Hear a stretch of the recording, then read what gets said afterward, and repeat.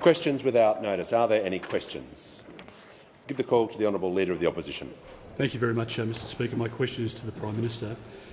At Labor's 2022 election campaign launch, the Prime Minister promised, and I quote, that Labor has real, lasting plans for cheaper mortgages, end quote. Yesterday, the Prime Minister denied making this statement. Can the Prime Minister just provide a straight answer? Did he make this statement, yes or no? The Deputy Leader of the Opposition is not off to a good start. I'll give the call to the Prime Minister. Mr Speaker, the whole premise of the Leader of the Opposition's question is wrong, but I'm happy to talk to about the Leader of the Opposition has asked his question. Order. The Leader of the Opposition, the Prime Minister is within 13 seconds of his answer. You've asked your question. I asked the House to be silent. I'd ask the same courtesy to be shown to ministers when they are answering questions, and I call the Prime Minister. Thanks, Mr Speaker. He's very angry, Mr Speaker.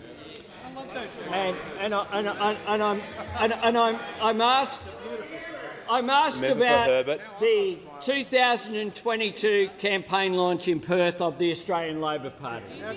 And let me say, Mr Speaker, that there wasn't a lot of anger there. What there was enormous support. The first time for a very long time, if ever, certainly in the modern era, that a major political party chose to launch their election campaign in Perth. And I can think of at least 4 reasons why that was successful, Mr Speaker. At least 4. At least 4 reasons why, when I look across there at the member for Swan and the member for Pearce and the member for Tangney and the member for Hasluck, I'm reminded of how successful that campaign launch was, Mr Speaker. The former government, of course, had prime ministers who couldn't find Perth. The member for Bowman. Couldn't find Perth over their 9 years in office.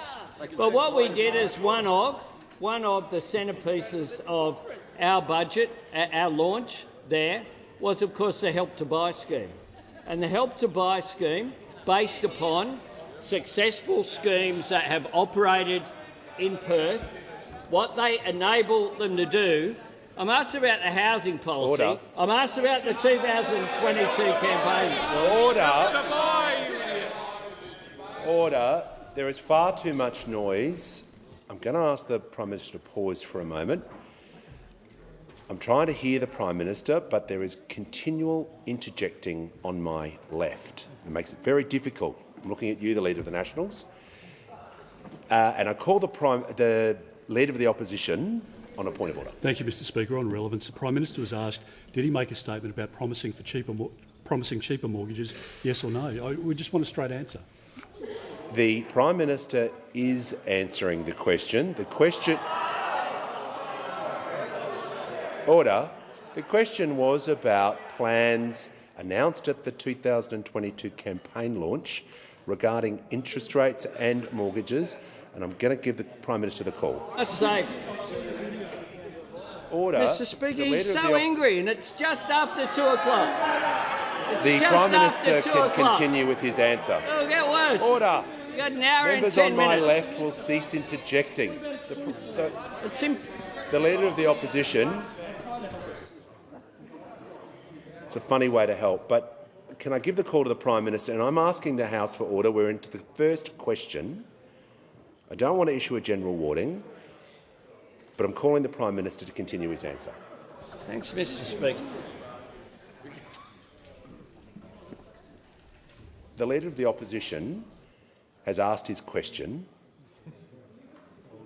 He may not.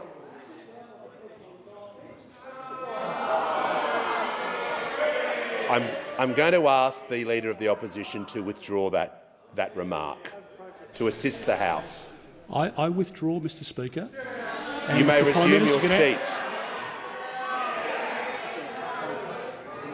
You may resume your seat. For the benefit of all members, if the Speaker asks you to withdraw, you withdraw immediately without any other comment. Give the call to the Prime Minister. Thanks very much, Mr Speaker. Order. The member for Herbert and the member for Fadden. I'll give the call to the Prime Minister. They're not happy, Mr Speaker, and it's only Wednesday. It's only Wednesday. Mr Speaker, at the 2022 campaign launch, we had as one of the centrepieces of that launch our Help to Buy scheme. That was based upon the very successful scheme that's been implemented for many years in Western Australia. There are also schemes being looked at in New South Wales by the Liberal government, and in Victoria, of course, are being implemented as well.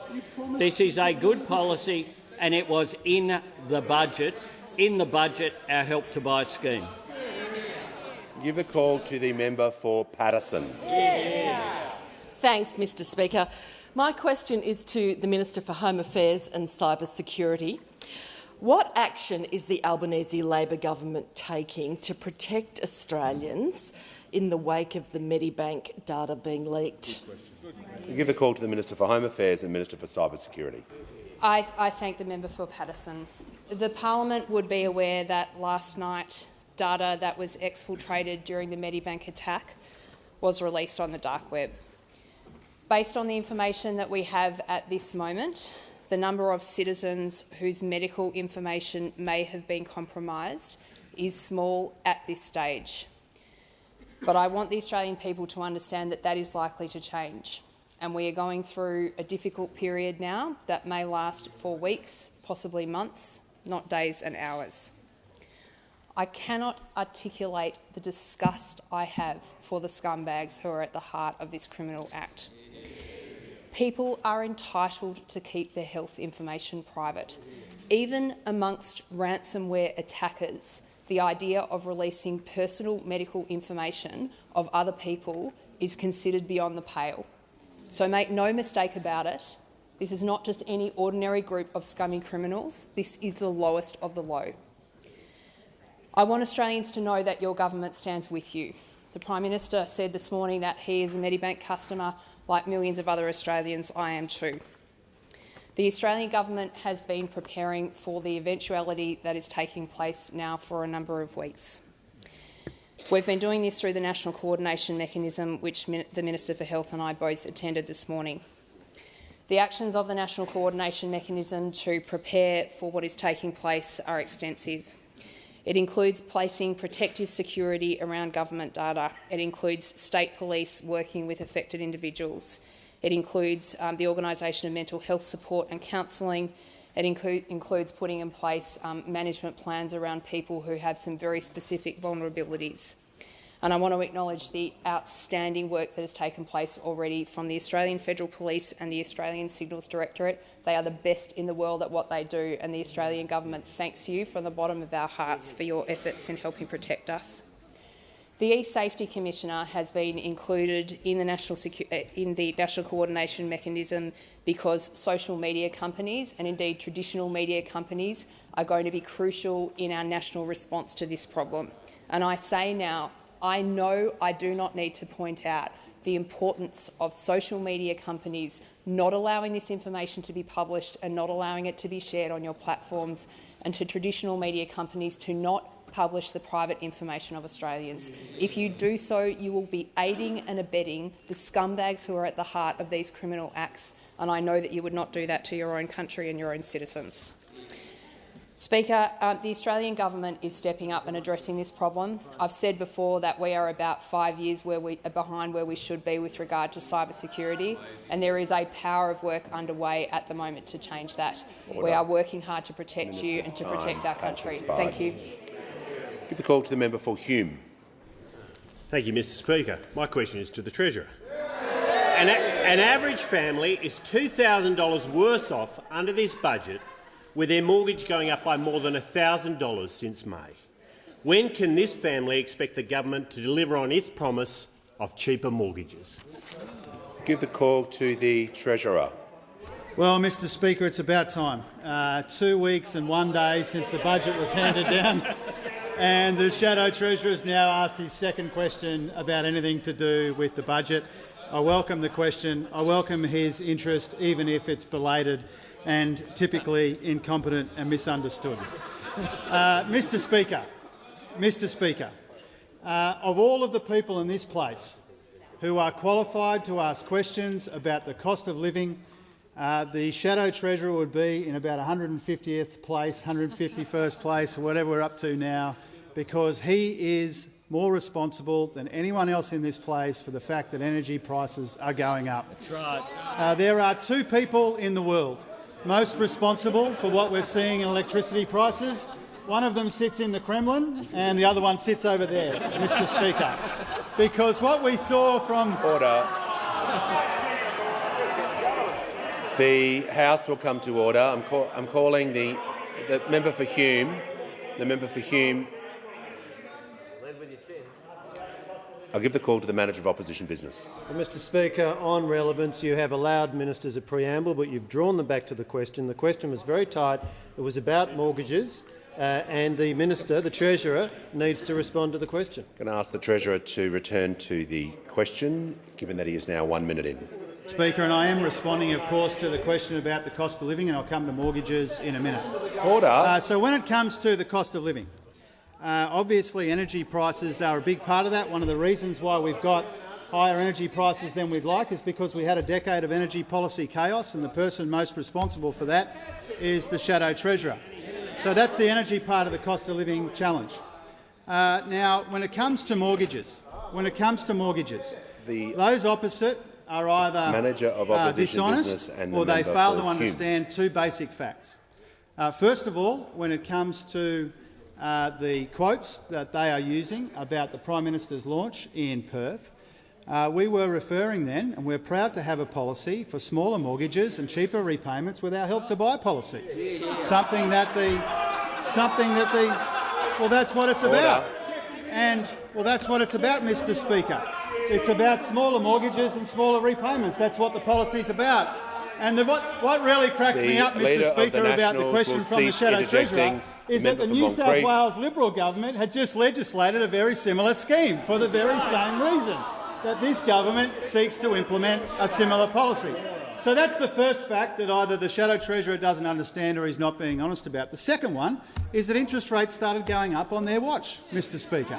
And they started going up in May of 2022, and it was very clear then, just as it's clear now, that the interest rates that people are battling to pay started going up on their watch. So if you put it all together, Mr Speaker, when it comes to the cost of living, before the government changed hands, interest rates were rising, real wages were going backwards, inflation was going up, and a big part of the reason for that was the electricity price chaos and the energy market chaos that the Shadow Treasurer should come to the dispatch box and take responsibility for. Order. I give the call to the member for Reid. My question is to the Minister for Climate Change and Energy. How is the Albanese Labor government renewing Australia's international engagement on climate change, and how has been the response? I give the call to the Minister for Climate Change and Energy. Well, thanks very much, Mr Speaker. I thank the honourable member for her question and thank her for her leadership on climate issues. And I've very much enjoyed working with her on things like community battery for her electorate and other things. But, Mr Speaker, the honourable member knows we are acting domestically, we're acting in our region and we're acting internationally to restore our nation's reputation as well.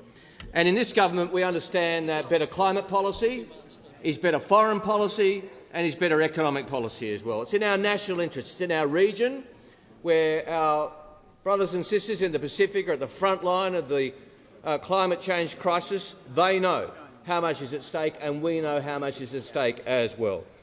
For some small island development states, Mr Speaker, climate-related natural disasters have already cost them 200% of the size of their economy. That's the sort of thing which is at stake here, and including in our broader region as a country that neighbours the world's largest archipelago, Indonesia, which has so much at stake. And I very much enjoyed the working relationship I've developed with my counterpart, Tarifa Nasrif, as chair of the G20 Energy Ministers in recent months. And of course, Mr Speaker, better international engagement is also important for our ambition for Australia to be a renewable energy powerhouse. Our ambition to export renewable energy around the world, creating jobs and investment as we do so. And of course, this is a key fortnight for international engagement with the COP convening in Egypt. And when Parliament rises, I'll be departing for Egypt with my Assistant Minister, Senator McAllister, representing Australia for the negotiations next week. And I know that Australia will receive a warm welcome there, Mr Speaker. I know that because that warm welcome has been expressed over the last 24 hours. The outgoing president of the COP, the Right Honourable Alok Sharma, said this overnight. He said, "How can I put this diplomatically? The government of Australia is back at the front line in the fight against climate change, and I want us to cheer all that right now." And I note the comment of the former Vice President of the United States, Al Gore, who said earlier this year the people of Australia chose to start leading the renewable energy revolution. They can mock. They like to mock, Mr Speaker. The fact of the matter is Australia is back at the international table because we know that good climate policy is good economic policy. We know that good climate policy creates jobs in our regions and investments in our regions who have powered Australia for so long. We understand what is at stake. We are the developed country with the most to lose from unchecked climate change, Mr Speaker. Natural disasters, floods, fires and cyclones, all this is at stake. The people who have suffered from floods over recent months can expect them to get worse and more frequent. Member for Bowman, Same with bushfires, Mr Speaker. We are also the developed country with the most to gain from real action on climate change. That's what the Albanese government will deliver. I'll give the call to the member for North Sydney. Thank you. My question is for the Minister for the Environment and Water. Australia's largest plastic bag recycling program has collapsed, and this comes after a series of failures in the industry, including stockpiling, dumping, toxic fires, poor regulation, high costs and the closure of international markets. Households are doing the responsible thing, recycling their plastics, but industry and the government are letting them down. Can the minister please outline the specific steps she will take to ensure the recycling industry delivers for Australians and our environment? Give the call to the Minister for the Environment and Water. Thank you very much, Mr Speaker, and I want to thank the member for North Sydney for her question. I know that she and her constituents are passionately committed to increasing recycling rates, as we all are.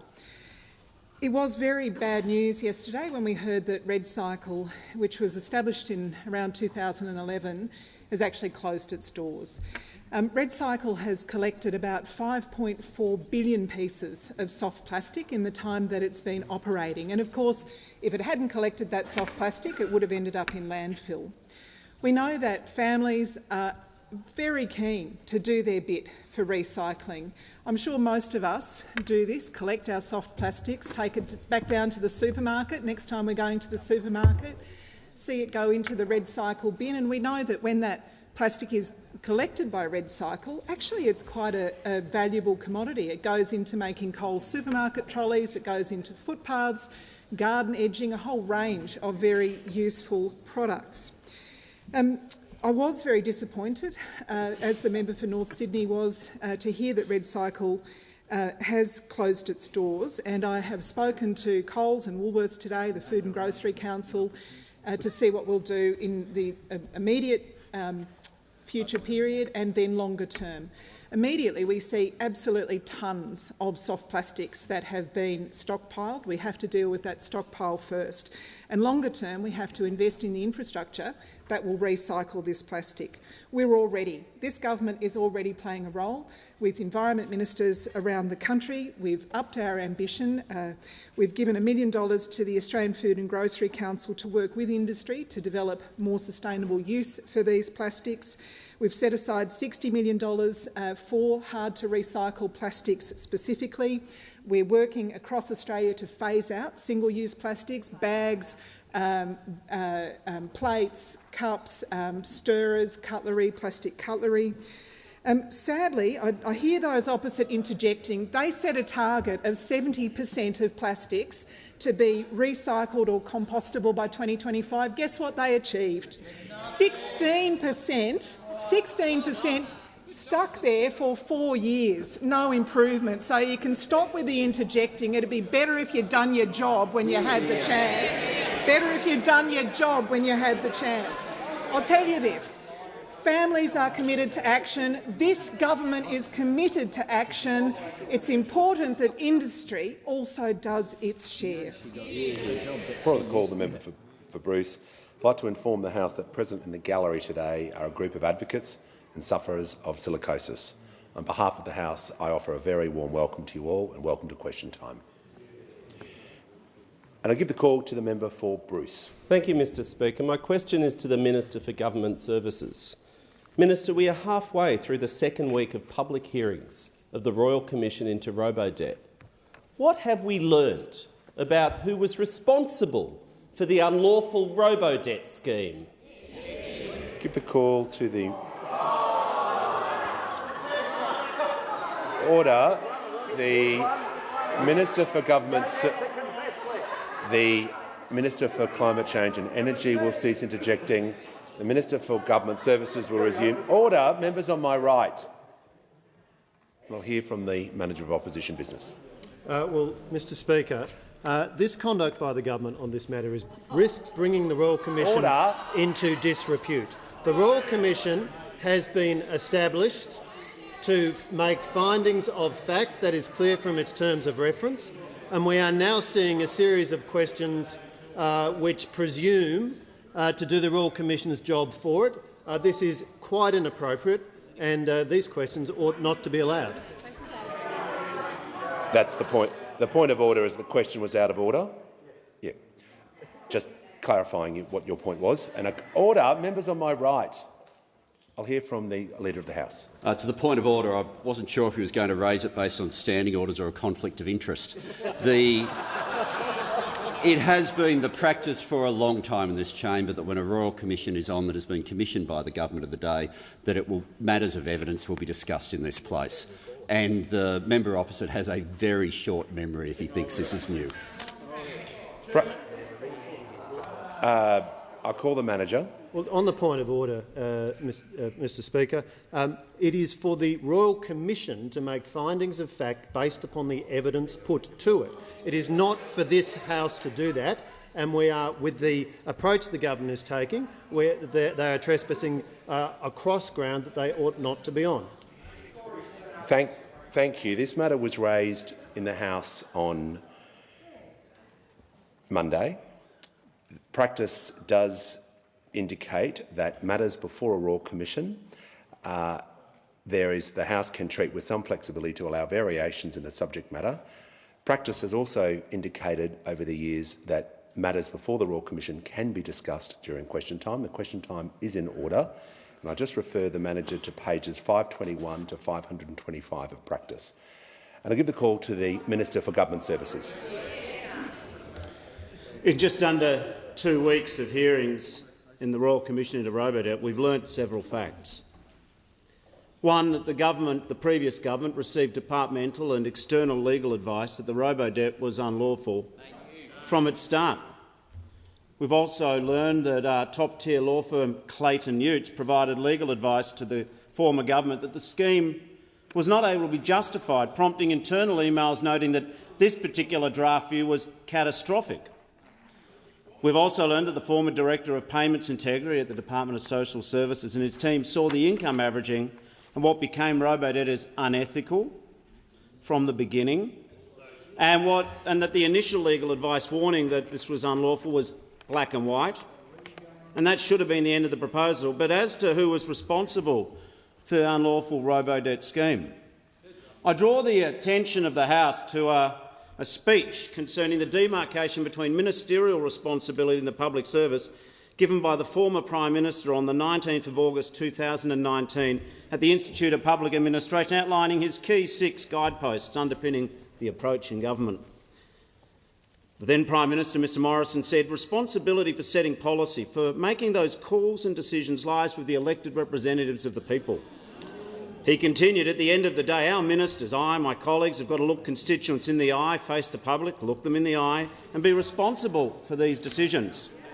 He then shared that memorable farmyard anecdote that when I played rugby, my coach used to describe this difference as the bacon and eggs principle. The chicken's involved, but the pig is absolutely committed to the task. He further explained his analogy. That is why under our system of government it must be ministers who set the policy direction. He added, it is important not only to establish clear lines of accountability, it's fundamental for our democracy to keep faith with the Australian people. Now, we do not yet know if or when the member for Cook or the other former ministers responsible for the unlawful Operation Robodebt scheme, member for Bruce, those ones sitting opposite, we don't know if they're going to be called to give evidence to the Royal Commission. But we do know this.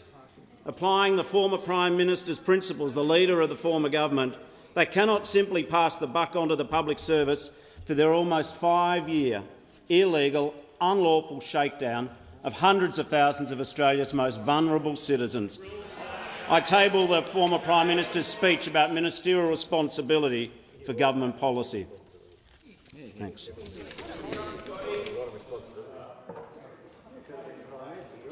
Give the call to the Deputy Leader of the Opposition. My question is to the Minister for Climate Change and Energy. Families will be forced to pay more this Christmas for their snacks like kettle chips, Cheezels and CCs because energy costs for manufacturer Snack Brands Australia, based in your electorate, Minister, have tripled from $3 million to $9 million. Why are families being forced to pay for this Prime Minister's broken promises to cut power prices? I give the call to the Minister for Climate Change and Energy. Thanks, Mr Speaker. I thank the Deputy Leader of the Opposition for her question. I'm very aware of the issue with Snack Brands, which is in my electorate, and I am aware that they were a customer of Weston, which went broke in May. And I'm aware that they were then covered by the roller event and then were transferred to another provider and have since made further arrangements. And I'm aware of the gas prices they are being charged at the moment. So I am fully aware of those issues. I'm also aware of the issue that they're having at their proposed Orchard Hills facility on the border of the electorate of Lindsay and my electorate, which the AER is being involved in as well. And I'm also aware of the gas prices that industry is having to pay across the board. And that's why we are making it clear that we will act on gas prices, Mr Speaker, because as the representative, on my left, as the representative in this House of the biggest industrial estate in the Southern Hemisphere, I know about the impact of these issues, Mr Speaker. That's why the Prime Minister, the Treasurer, the Industry Minister, the Resources Minister and I have made it crystal clear that we're not going to do what the previous government did and pretend it wasn't happening and change the law to hide price rises. What we will do is be straight with the Australian people and act. I'd also like order. The Minister for Resources and the member for Groom will cease interjecting. I'd also like to advise in the House we have Joanna Gash, the former member for Gilmore, in the gallery. A very warm welcome to Joe Gash. And I give the call to the member for Newcastle. Thank you, Mr Speaker. And my question is to the Prime Minister. The Albanese government has fulfilled its election commitment to establish a Royal Commission into robo-debt. How many people were hit with unlawful debt notices as part of the scheme? And what toll did robo-debt have on Australians? Give the call to the Prime Minister. I thank the member for Newcastle for her question and for her very strong advocacy, including on this issue. You do measure a society by how it treats the most vulnerable, and robo-debt was a cruel failure of this fundamental test. It caused trauma and fear in the name of the Australian government. 443,000 people were falsely accused of owing the government money. Australians hounded and harassed over debts that didn't exist.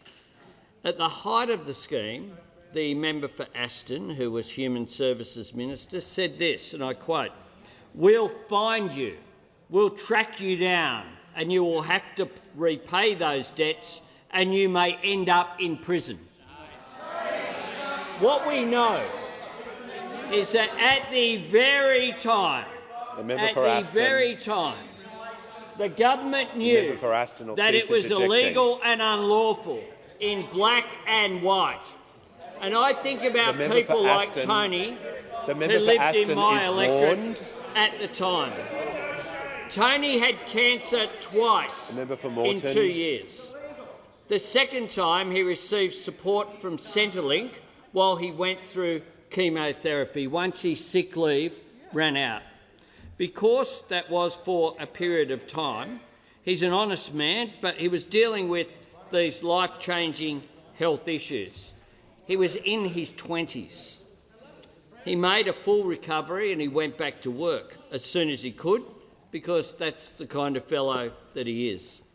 But 5 or 6 years later, he started getting these aggressive letters accusing him of owing nearly $5,000.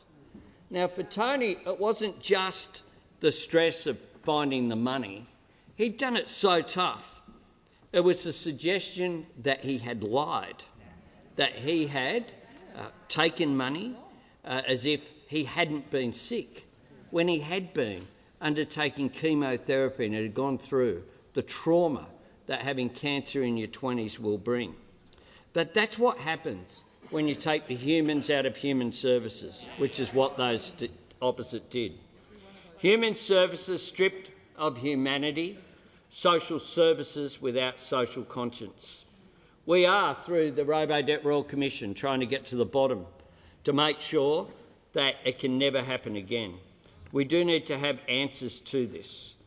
The Robo-Debt Royal Commission is playing a critical role in exposing the events that led to such trauma for hundreds of thousands of Australians, and we owe it to them, including those who aren't around anymore, to get to the bottom of these facts. The call to the Leader of the Nationals. Thank you, Mr Speaker. My question is to the Minister for Climate Change and Energy. How many private properties will be impacted from the construction of 28,000 kilometres in new poles and wires as a result of the government's energy policy?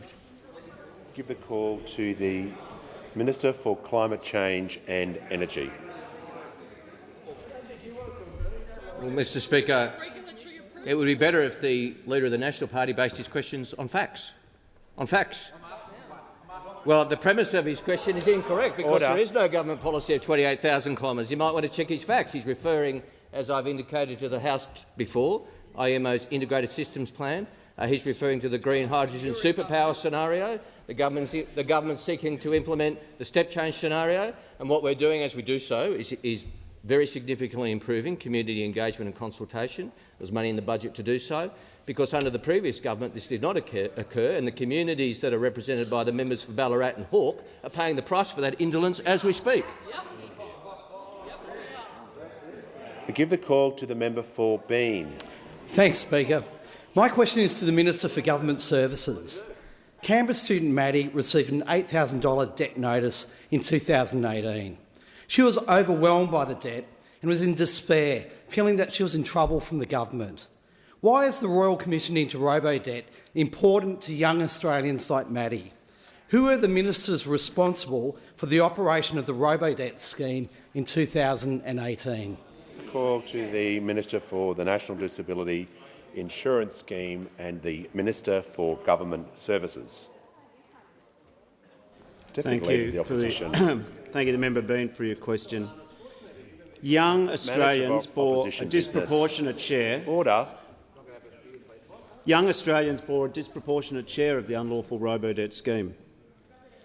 Almost half, or about 195,000, of the victims of the Robo-Debt scheme were aged under 30. In fact, 79,000 were 24 or under. Some were just kids aged 17. Now, one of these victims was Maddie. She's a great kid. She was studying international studies in 2018. 2018, as it happens, was the same year that both the members for Bradfield and the members for Wannon served as the Ministers for Social Security. Now, Maddie's never met either of these gentlemen, but their paths, unfortunately for her, did cross, because the government in 2018 raised an unlawful debt, $8,000 for an alleged overpayment of youth allowance against Maddie. But Maddie never owed the money. Still, she was traumatised. I spoke to her today. She said that she was scared. Her hopes for a career in the law were in jeopardy. As I said, I spoke to Maddie today. She has previously said that I was so overwhelmed by the debt and the thought that I was in trouble from the government, I attempted suicide. She continues, I'm very grateful to have survived, but I know that other victims of Robo-Debt were not as lucky. Maddie spent 4 months in hospital. She told me that she wants the former government and all governments to understand that you need to get things right before you do them, because the consequences for people's lives are real. Maddie speaks for all young victims of robo-debt. Maddie, you shouldn't have to survive your government. Australians deserve and need to know why an Australian government continued to run an unlawful scheme that raised hundreds of thousands of unlawful debts against innocent Australians when they must have known it was illegal. The opposition members down the other end, they taunt during question time that we're not going to find what they think we're looking for. Colleagues in this House, we already know it was unlawful, it was cruel, it was stupid, it was negligent, it was wrong, it was just mean. But what we don't know is why did the ministers who were then the ministers keep doing it for 4.5 years? No smirks excuse the responsibility of not doing your job properly to Maddie and hundreds of thousands of young Australians. Give the call to the member for Riverina.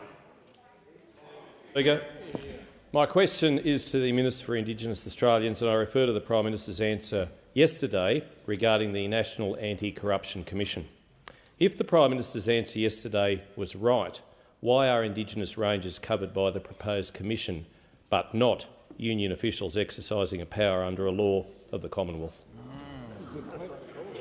Give the call to the Minister for Indigenous Australians. On the 21st of May, just gone, there was an election. There was an election that the Labor Party won because of the issue of integrity. That was one of the main issues that people were voting on in terms of that election. Indigenous rangers are a fundamental part of caring for country. We have a commitment on this side of the House to double the number of Indigenous rangers and to also increase Aboriginal protected areas by 10. That is the commitment on this side of the House. Not to mention justice reinvestment, not to mention the enormous amount of money we're putting into Central Australia to deal with issues that are very difficult. The point that you raise about the rangers Minister not being covered. Pause. The minister is being directly relevant to the question, so I will hear from. Well, the minister was talking directly about the issue that the member raised, but there's no point of order. I'll give the call back to the Minister for Indigenous Australians. And I have to say that Indigenous rangers are absolutely accountable to their community because they come from the community that they serve. They deal with issues to do with feral animals. They deal with issues of keeping water holes clean. They deal with issues of looking after country and water. The minister will pause. I'll give the call to the member for Riverina. And I fully respect what Indigenous rangers do for and on behalf of the nation, but the question also related to why are they covered by the proposed commission but not union officials, and she hasn't referred to that part of the question yet, Mr Speaker. The minister is referencing the question with the issue of Indigenous rangers. She can answer the question how she sees fit, and I will give her the call and ask all ministers to remain relevant to all parts of questions. I've completed my answer. Thank you. Give a call to the member for Canberra. Thank you, Speaker. My question is to the Minister for Social Services. Expectant mother Julie from Curtin was living in a domestic violence refuge and working 3 jobs when her robo-debt notice arrived in 2015. What action is the Albanese Labor government taking to provide certainty to Australians like Julie who've been forced to live with false debts hanging over their head because of the former government's robo-debt policy? Give the call to the Minister for Social Services. Thank you, Speaker, and I'd like to thank the member for Canberra for her question. The member for Canberra has been a vocal advocate for her constituents that have been impacted by the robo-debt fiasco. Robo-debt was a failed policy that caused suffering to some of the most marginalised people in our community. I'd remind the House that because of this disastrous scheme by the Liberal National Party, around 400,000 Australians had unlawful debts raised against them. It is a massive failure in public policy and was driven by ideology and stigmatising welfare recipients. As far back as 2016, there were members of the public flagging concerns that these debts just weren't right, but successive former ministers of the Liberal National Party, the member for Cook, the member for Aston, the member for Wannon, the member for Bradfield, to name a few, just didn't listen. Individuals felt increasingly anxious, depressed and worried because these debts kept coming and they couldn't understand them. Now, some of these harms affected people significantly, and as the member for Canberra mentioned, expectant mother Julie from Curtin was living in a domestic violence refuge and working 3 jobs when her robo-debt notice arrived. She reported this work to Centrelink, as she was required to do, but was caught up in the robo-debt web when she was told she owed $14,000 to pay back. Now, because of the damaging way robo-debt averaged our income, this debt was grossly overestimated. The debt was just wrong, but her payments were automatically reduced without warning and the money she expected did not appear in her account. This left her in an incredibly precarious position. It meant there were times when Julie couldn't afford food or bills for her daughter. She recounts regularly experiencing the humiliation for having to leave groceries at the checkout after her card was declined due to the unexpected insufficient funds. This was such a difficult circumstance and just one example of the significant human cost of the Liberal Party's flawed and illegal robo-debt scheme. But our government is taking action. Not only have we established the Royal Commission that is now underway, but we're taking action to provide certainty to those who have a robo-debt review still open, still hanging over their heads. Around 197,000 reviews were commenced under the robo-debt scheme, but never completed. These in-flight reviews were put on hold when the Morrison government cancelled robo-debt, but they've been sitting there, causing a lot of people anxiety and stress. Well, this government is taking action. These reviews have now been closed. Enough is enough. It is time to draw a line in the sand. Put the call to the member for Kennedy. Defence Minister, in a national survey, 60% of respondents said if we're invaded, they wouldn't fight. In Europe, war drums are beating. In China, Pelosi's visit triggers mobilisation. Minister, did we have in our last war confrontasi 1.5 million combat rifles, and now we have only 36,000 rifles? Was $4 billion spent on hundreds of drones and dozens of patrol boats, which, except for a small machine gun, have no armaments whatsoever? My Colquhoun mob held British invasion at bay for 60 years. Minister, can I give you their telephone number? I give the call to the Deputy Prime Minister and Minister for Defence. Thank you, Mr Speaker. And Order. Can I say to the honourable member, yes, you can definitely give me their telephone number. I think that would be very useful. Can I thank the honourable member for his question, and in doing so, can I thank him, dare I say it, in his earlier years for his service in the CMF. And perhaps in the same breath, can I thank the service of all of those in this House and in this Parliament in the Defence Forces, and indeed can I thank the service of the thousands of Australians who have volunteered for our regular Defence Force and our reserves. As the honourable member's question alludes, we live in a very precarious world. Through most of my lifetime, a tenet of strategic thought has been that if anybody meant to do us harm, we would be given a 10-year warning. And in 2020, the former government rightly, in its Defence Strategic Update, observed for the first time that we now live within that 10-year threat window. We are seeing the global rules-based order being placed under increasing pressure in Eastern Europe, in the war in Ukraine, with the appalling invasion by Russia of that country, but we're also seeing the global rules-based order being placed under pressure in the Indo-Pacific. And so the question is begged as to what we are going to do about that, and that is the work of the Defence Strategic Review, which is being undertaken right now. And I don't want to preempt what will be concluded there, but clearly we are going to need to think in strategic terms in the future, much more in terms of impactful projection, being able to hold our adversaries at risk at far greater distances from our shores, both in terms of greater lethality, as the member has alluded to, but also through the full spectrum of proportionate response. And exactly how we do that will be the work of the Defence Strategic Review, but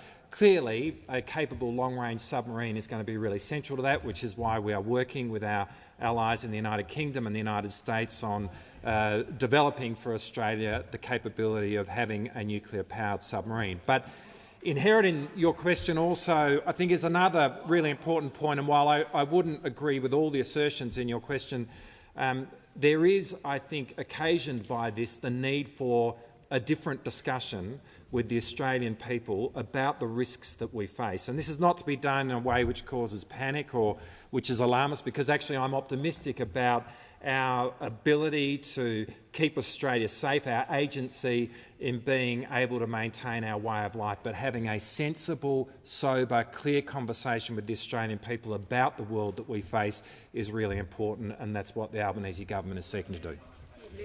Give the call to the member for Wills. Thank you, Mr Speaker. My question is to the Attorney-General. Cathy, who lives in Coburg, is a scientist who was on Centrelink entitlements for 3 months in 2012 while working as a casual at university. Cathy received a robo-debt notice in 2017 and has spoken of her unconscionable experience. Why is the Royal Commission into robo-debt important for working Australians like Cathy? I give the call to the Attorney-General. Deputy Leader of the Opposition will cease interjecting. I thank the member for Wills for his question. I am truly saddened to hear Cathy's story. All of us in this place have heard many stories like Cathy's. Many of our constituents all over Australia have told us about their own unconscionable experience of robo-debt. The truth is that the former Liberal government's robo-debt scheme was not only wrong and unethical, but also against the law.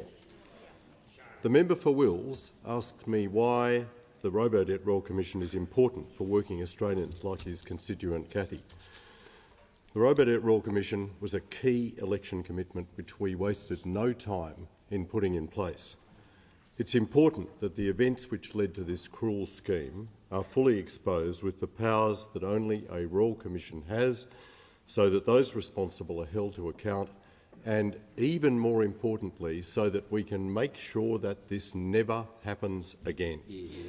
In just the first weeks of hearings, it's been uncovered that the Department of Social Services first became aware that robo-debt was potentially unlawful in 2014.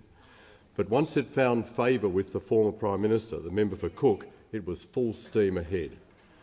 In 2016, and we've already heard this from the Prime Minister— I'll just ask the Attorney-General to resume his seat, and I'll hear from the Manager of Opposition Business. Well, Mr Speaker, practice is very clear on this. It says that one of the circumstances in which the sub judice convention should be applied is, quotes, where the proceedings are concerned with issues of fact or findings relating to the propriety of the actions of specific persons. Now, that is precisely what the terms of reference of the Royal Commission go to. The letters patent authorise the Commissioner to inquire into the following matters: the establishment, design and implementation of the robo-debt scheme, including who was responsible for its design, development and establishment. So the Royal Commission has been charged with finding facts, and it is particularly surprising that the Attorney-General should be trampling all over the distinction that should properly be drawn, and it leads to the obvious conclusion that this exercise is nothing but a politicized witch hunt. The interest in finding the truth is a convenient You may resume signal. your seat. And I would just caution the manager for using language regarding the Royal Commission, and I will call the Leader of the House. Thanks very much, Mr Speaker. To the point of order, there's a reason why the Manager of Opposition Business turned up with just one page from practice rather than the whole book, because had he gone on to read, he would have had the reference to the question as to whether the proceedings before a Royal Commission are sub judice is therefore treated with some flexibility to allow for variations in the subject matter, the varying degree of national interest and the degree to which proceedings might or might not be or appear to be prejudiced. It would be extraordinary to argue that simply presenting to the Parliament what has already been given as evidence before the Royal Commission could in any way prejudice it. In any way. We are simply dealing with evidence that is already before it. On the point of order, the member for Latrobe will cease interjecting. The member for Latrobe will cease interjecting. I'm trying to rule on the Manager of Opposition Business point of order. I've listened carefully to both points. The Attorney-General is going through proceedings so far. I'm listening carefully to his answer and will be mindful of the matters raised, but so far he is in order. The question is in order, and I'll give him the call. Thank you very much, Mr Speaker. The Prime Minister has already quoted the comments of the member for Aston, former Minister for Human Services, from 2016, but I'm going to repeat them because they were so shameful. This is what the member for Aston said: "We'll find you, we'll track you down, and you will have to repay those debts and you may end up in prison." Now, those comments were made after the government knew that the scheme was unlawful. It is shameful. Our government believes in the rule of law. The former government took a cowboy approach to the legality of their actions, even on something as far-reaching as robo-debt, which ended up affecting around 400,000 Australians. How could this happen? Who was responsible? What advice did they seek? What advice were they given? And most importantly, how can we make sure that this never happens again? A Royal Commission will answer these questions, and I have every confidence that this Royal Commission will. I'll give the call to the Manager of Opposition Business. My question is to the Prime Minister. Prime Minister, at a national address on April 5 here in Canberra, you promised Australian households and businesses you would cut their power bills by $275 a year. Prime Minister, have you apologised to Australians for your broken promise, one you have refused to repeat since the election? Give the call to the Prime Minister. I thank the member for his question and for his ongoing interest in my speeches. I thank you. I thank him very much, because he referred to a speech prior to the election, I believe.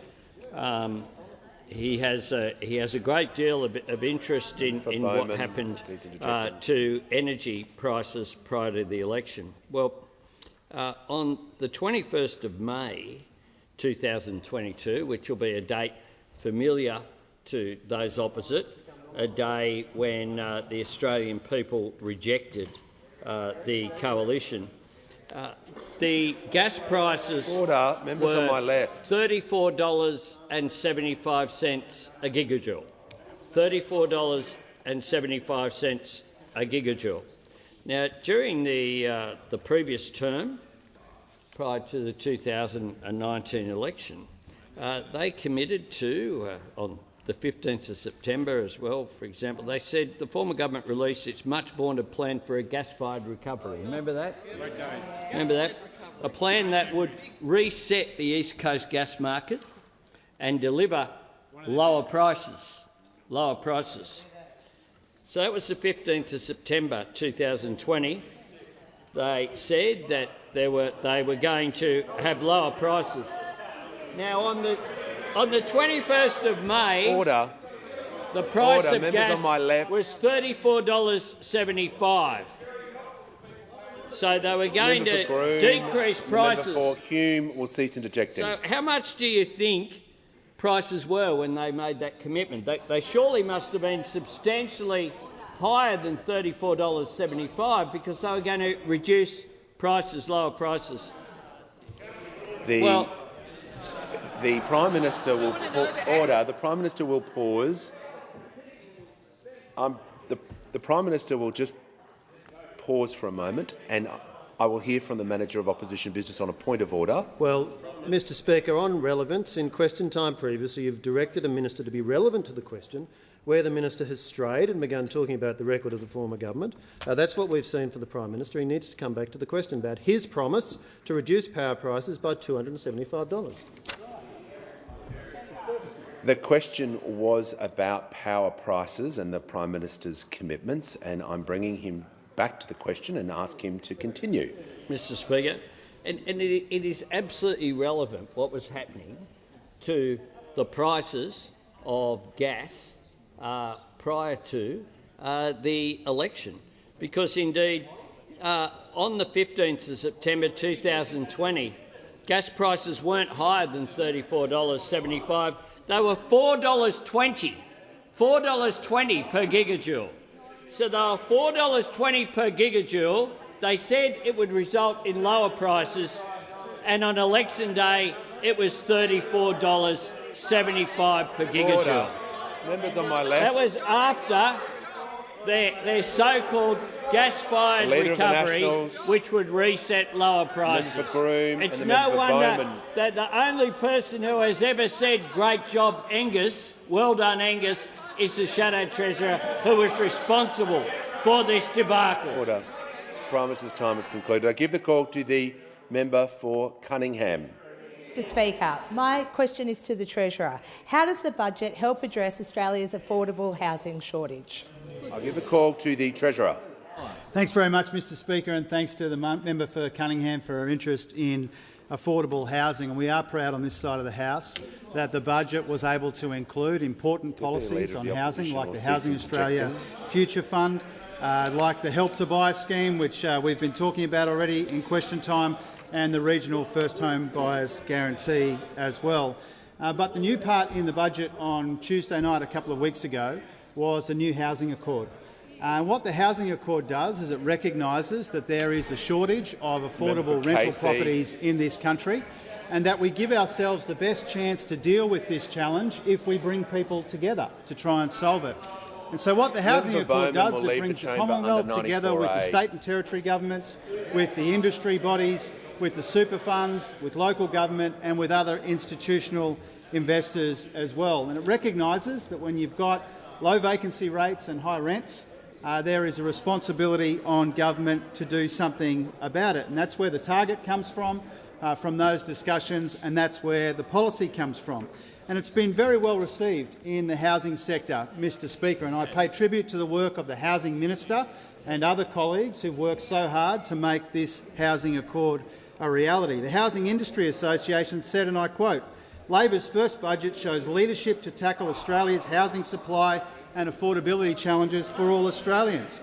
The master builders say, "We thank the federal government for taking the first step in bringing all parties together to start tackling this crisis." Community Housing Industry Association, "A breakthrough moment for Australia's housing affordability crisis.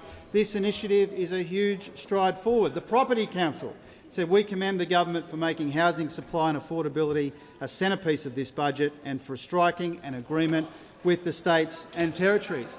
So, Mr Speaker, I thank the industry bodies for the overwhelmingly positive reaction to our housing accord and to the housing policies in our budget. And in particular, Mr Speaker, I thank all of the parties to the accord as it's drafted. We've got all of the states and territories signed up from both sides of the political fence. We've got Australian Super, Australian Retirement Trust, HESTA, Aware, CBUS, Industry Super Australia, UniSuper, Rest Super, Colonial First State, Insignia, Telstra Super, BlackRock, IFM Investors, the Master Builders Associations, the Housing Industry Association and the Property Council of Australia as well. People are coming from everywhere to be part of this housing accord because it gives us the best opportunity to deal with an issue in the housing market where it's too difficult for people to live near where the jobs and opportunities are being created. The difference between this side of the House and that side of the House is that we care enough about it to bring people together and do something about it. I give the call to the member for Clark. Speaker, my question is to the Minister for Immigration, Citizenship and Multicultural Affairs. Minister, the ALP won the election promising to abolish TPVs, safe haven enterprise visas and the failed fast-track process. But we've still heard nothing about how or when this will happen, despite 31,000 refugees being in limbo and unable to reunite with family, to access stable work and education or to travel abroad. So, Minister, when will the government end the cruelty and provide permanent protection so that refugees can rebuild their lives in Australia? Give the call to the Minister for Immigration, Citizenship and Multicultural Affairs. Thanks, Speaker, and I thank the member for Clark for his question and for the sincere concern which lies behind it, indeed his long-standing advocacy on behalf of refugees and asylum seekers. I acknowledge that he and many members of the crossbench have raised these issues with me in respect of this very significant commitment. Now, Mr Speaker, I'm very proud to be a member of a government that recognises that we can be resolute in maintaining strong and secure borders whilst not abandoning our humanity.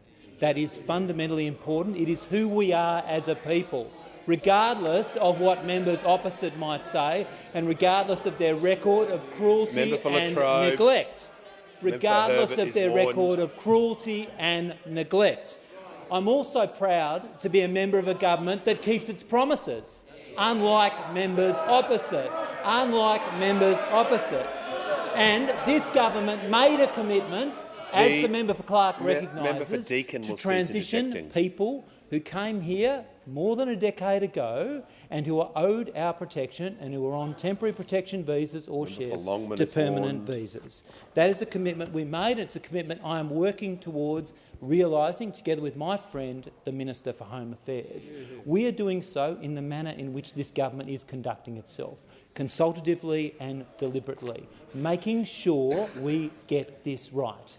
And we will get this right, taking the time to get it right. And I welcome any further discussions with the member for Clark, members of the crossbench or members opposite on how we will meet this important commitment.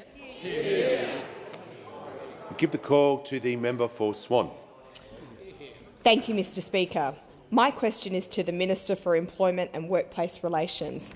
What consultation with the business community has the Minister and his department engaged in as part of the development of the Secure Jobs Better Pay legislation? Give the call to the Minister for Employment, Workplace Relations and the Minister for the Arts. Thanks very much, Speaker. I want to thank two West Australians. I want to thank the member for Swan, and I want to thank Senator Cash, because Senator Cash, in an interview on Sky News with Kieran Gilbert, was asked specifically about consultation with business, and she set this test for the government. If the government were listening, they would have consulted with the job creators in this country before they introduced the legislation. So that was the test. So I thought, well, let's just go back through and work out what consultation was done with business prior to the introduction of the bill. Because Senator Cash said, some of those opposite in debate have said absolutely nothing. And I guess it's a bit like the old thing with the Romans.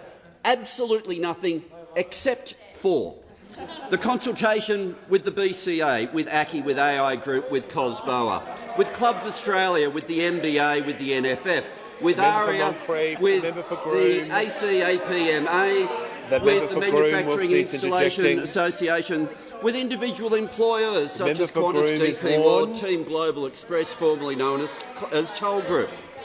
Including with that with alliances such as Migrant Women in Business, the Harmony Alliance, Migrant and Refugee Women for Change, the National Rural Women's Coalition, Women for Disabilities Australia and the YWCA Canberra.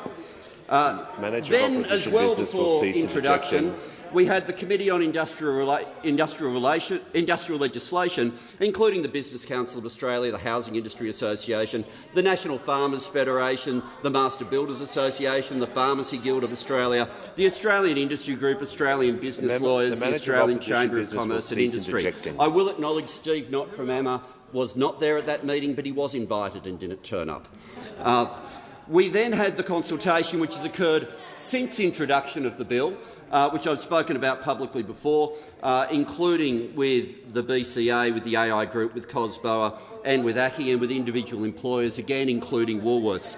We then have the process that continues with the Senate inquiry, which those opposite have been critical of the Senate inquiry process, which is more thorough than what happened for the Fair Work Amendment supporting Australia's Jobs and Economic Recovery Bill in 2021. More thorough, in fact, than any legislation, and I've got the list here. Their Respect at Work Bill, their Registered Organisations Ensuring Integrity, their Proper Use of Worker Benefits Bill, their Casual Conversion Bill, their Pay Protection, their 4 yearly reviews and other measures, their Corrupting Benefits Bill. The list goes on. It is the most consultative process that has happened for a decade. And those opposite simply have to acknowledge every criticism they have, what they did was less. So except for all the consultation that happened before introduction, all the consultation that's happened since introduction and all the consultation that will continue, apart from all that, absolutely nothing. Cease interjecting. Give the call to the member for Menzies. Thank you, Mr Speaker. My question is to the Prime Minister. Iranian Australians are pleading with us to follow the lead of the United Kingdom, Canada and the EU and impose sanctions against a regime which has violated the rights of Iranian women. Beyond words of support and condemnation, what action does the government intend to take? Give the call to the Prime Minister. I thank the member for Menzies for his question. And I have, as well as the Foreign Minister, expressed my abhorrence at the actions of the Iranian regime in clamping down on the rights of women, in particular to wear whatever they want, after the tragic killing of Mahsa Amini. What we've seen is a clampdown on women in particular in Iran. And as a result of that, I know that much of the diaspora here, like the diaspora around the world, has expressed their abhorrence at this action. The Labor government will continue to work with our allies, including in multilateral forums such as the United Nations. I expect that this may well be a topic that's also raised at the meetings that I'll be attending of global leaders over the coming week. But I thank the member for his question. I acknowledge the enormous hurt that Iranian people, but Iranian women in particular, are feeling at this very difficult time. Watching this clampdown on human rights in Iran for things that we in this country take for granted. And I thank the member for his question, and I will certainly ensure that we liaise with him about further action that the government is considering. We actually don't have a vast number of economic relations between Australia and Iran. And one of the things that we have done is make sure, and I'm sure that the Leader of the National Party would understand why we have done this, is make sure that any action that's taken, that we're fully cognisant of the implications for Australian businesses of that. But we'll continue to speak out, we'll continue to vote in any forums in which Australia has a presence to ensure that the people of Iran, who are showing great courage in standing up for their human rights, know that Australia, as always and in a bipartisan way, Australia is friends of all those who stand up for their individual rights, and in this case, in particular, the rights of women. On indulgence, I call the Leader of the Opposition.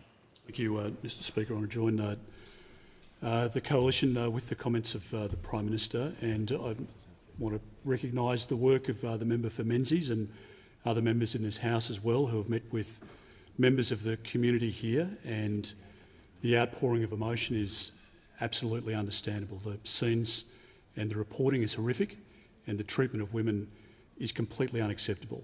And as the member for Menzies has pointed out and had a number of discussions on this issue, and I know there is heartfelt sentiment across the aisle in relation to this issue, the Coalition will support any actions the government takes, even if it means an economic consequence for our country. There are markets otherwise that we can identify, and we will work with the government to support you in decisions, because a very clear, significant, tangible message needs to be sent that this type of behaviour is abhorrent, unacceptable in any society, and completely against the values of our country. Give the call to the member for Lyons. Thank you, Speaker. My question is to the Minister for Communications. What is the Albanese Labor government doing to boost mobile coverage and broadband for regional communities and expand connectivity on farms? Give the call to the Minister for Communications. Thank you, Mr Speaker, and I thank the member for his question. The government understands the vital role that communications plays for those living, working in and visiting regional and rural Australia. That's why we took to the election our Better Connectivity Plan for regional and rural Australia, as well as a plan for a better NBN. Our October budget backs this by delivering on our election commitments, with $2.2 billion for regional connectivity. That's a boost of over $800 million compared to the March budget of the previous government. Our plan provides $656 million for further rounds of the Mobile Black Spot program, improving communications resilience, which we know is so important given the recent and recurring natural disasters, the Regional Connectivity Program and an independent national mobile coverage audit. Two other initiatives relevant to the member's question are $6 million to extend and enhance the Regional Tech Hub, which provides free expert advice on improving connectivity literacy, and $30 million to expand on-farm connectivity. Mr Speaker, connectivity literacy is vital because it informs decisions about what solutions can best extend connectivity from one part of a farm to the other. And this month is the Regional Tech Hub's Connectivity Month, and I was delighted to launch this important initiative last week with the National Farmers Federation at the sheep farm of Jen and Jack in Gunning in New South Wales. Jen is actually the manager of the Regional Tech Hub, and she described what a game-changer connectivity is. Like many farms, they have mobile coverage at the farmhouse, but it doesn't reach the shearing shed and all corners of their property. The knowledge of and the capacity to deploy technology to extend and make use of that better coverage can make a real difference. Importantly, Mr Speaker, we know that investment in farming connectivity solutions can realise significant productivity gains. It has been estimated that as much as a $20 billion increase in the gross value of agricultural production could be achieved by the uptake of advanced farming technologies. Improving connectivity will enable agricultural businesses to use digital technologies that increase productivity and efficiency and, importantly, improve safety. And that's what the delivery of our election commitments for the Regional Tech Hub and improving on-farm connectivity are all about. Mr Speaker, this government is committed to growing the economy and supporting regional communities by investing in such productivity-enhancing digital infrastructure, and we have delivered substantially increased funding in our budget for this very purpose. This is in addition to the expansion of full fibre access for a further 1.5 million Australian homes and businesses to the NBN, and importantly, 660,000 of these upgrades in regional and rural Australia. Call to the member for Barara. Thanks, Mr Speaker. My question's to the Prime Minister, and I refer to the Prime Minister's answer in question time yesterday. If union officials exercising powers under a law of the Commonwealth are not covered by the National Anti-Corruption Commission because they're covered by other integrity bodies, the Fair Work Ombudsman and Fair Work Commission, why are these bodies not included in the list of 22 Commonwealth integrity agencies in Section 15 of the bill? I give the call to the Prime Minister. Union officials, if they act corruptly in engagement with government agencies, are treated like any other third party and are covered. Give a call to the member for McEwen.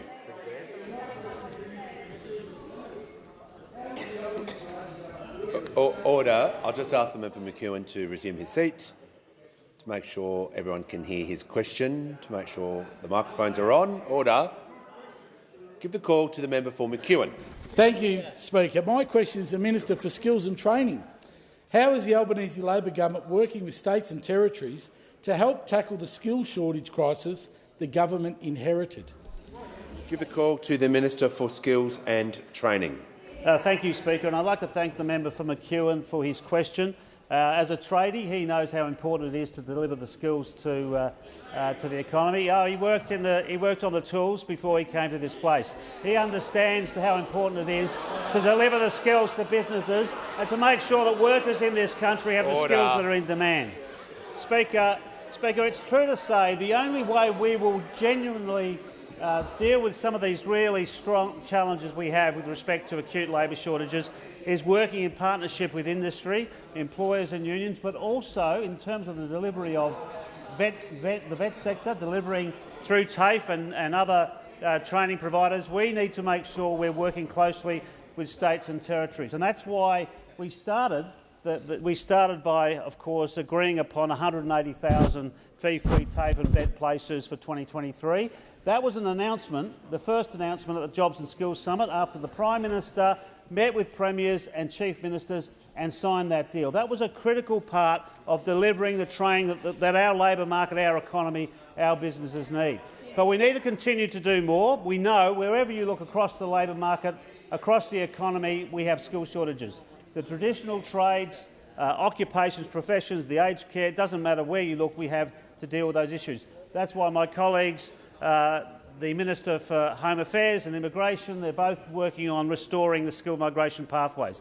That's why we're looking to make sure we provide access to people who've been locked out of the labour market, and that's why we need to continue to invest in skills and training in this country by delivering a vet sector that's fit for purpose. Now, it's true to say there was to be a national skills agreement that went for 5 years that should have commenced 1st of July this year, but those opposite failed to reach agreement with states and territory governments. In fact, they didn't reach agreement with one of the 8 other governments that was put to them. You would have thought, when you've got a few $1 billion to possibly provide to state and territory governments, you'd be able to get one signature out of 8 on a piece of paper. But no, not one state or territory government supported the Commonwealth before the election in setting up the National Skills Agreement. But we will make sure that we will work closely with those governments and deliver a National Skills Agreement starting from the 1st of January 2024. We'll make sure that we reform the vet sector so it's fit for purpose, delivering the skills that our labour market needs, delivering the workers that are needed for businesses, in fact skills that businesses are crying out for. We will deliver that because whether you listen to the Treasurer today on the housing policy or the Minister for Workplace Relations in relation to industrial relations, or in this area, we work collaboratively, we work together with industry, state and territory government and others. I give the call to the member for Braddon. Thank you, Speaker. My question is to the Prime Minister. On the 12th of April this year, the Prime Minister promised Tasmanian families that his government would, quote, reduce household prices by $275, unquote. Will the Prime Minister finally admit to Tasmanian families that he has broken his word to them and his only remaining promise on power bills is the 56% increase in electricity prices which appears in the budget? Order. I'll give the call to the Prime Minister. I thank the member for his question, which goes to Tasmania.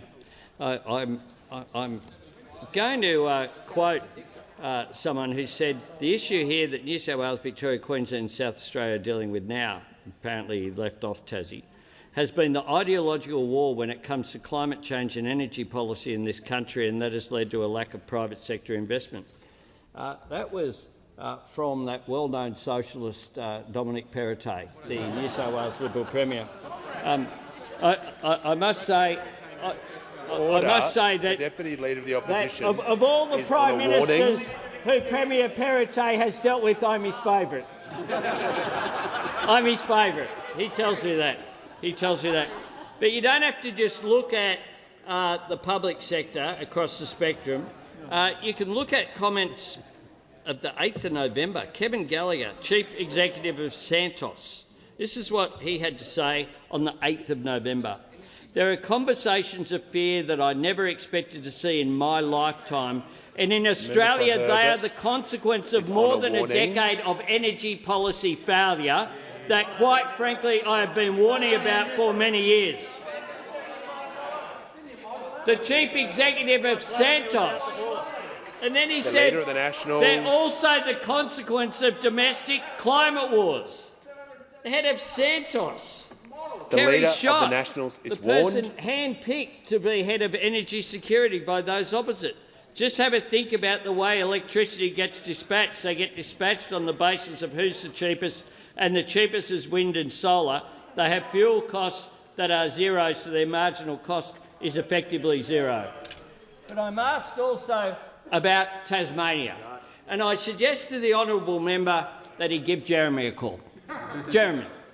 Jeremy, just up the road there, Jeremy Rockcliffe. He might be in your seat, I think he represents, in your seat, so you share a seat. And this is what the Tasmanian Premier and the member for Braddon had to say. He said this: renewable energy is absolutely 100% in Tasmania's DNA.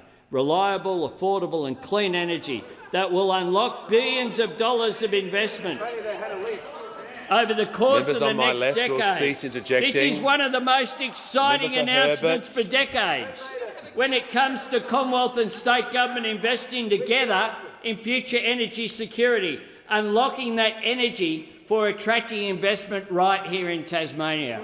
I say to this member for Braddon, listen to the other member for Braddon who stood at a press conference. This is a Liberal Premier. The Prime Minister's That's what he had time to say. has concluded.